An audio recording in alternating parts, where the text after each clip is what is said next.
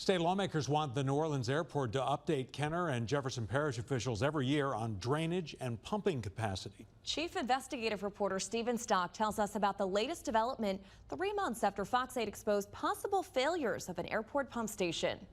Meg, John, the House and Senate both passed this resolution urging the New Orleans Aviation Board to appear once a year before Jefferson Parish and Kenner City officials to provide updates on hurricane preparedness. Lawmakers believe the airport, which sits mostly in Jefferson Parish, should have more communication and cooperation with local leaders there about the airport's drainage and pumping capacity. Our Fox 8 investigation in March uncovered documents an independent engineer says shows the airport's $27 million pump station was never properly tested with water and never worked properly since it was installed 7 years ago.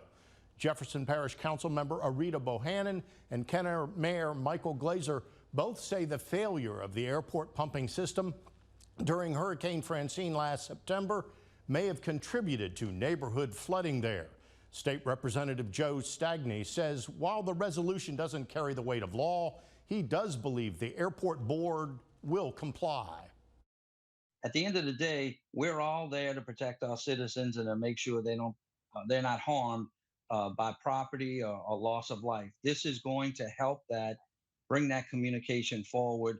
And then we'll be able to find out through questions from council members and through their presentation by the NOAB, how prepared are they? And do we need to have a backup plan or some redundancy for certain responses? I think all of that starts with this resolution.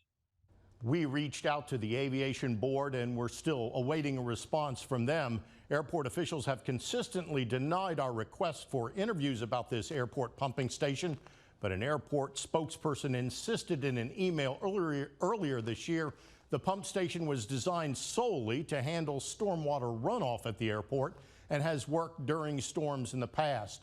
She also says that issues with the pumps during Hurricane Francine have now been fixed. Meg, John?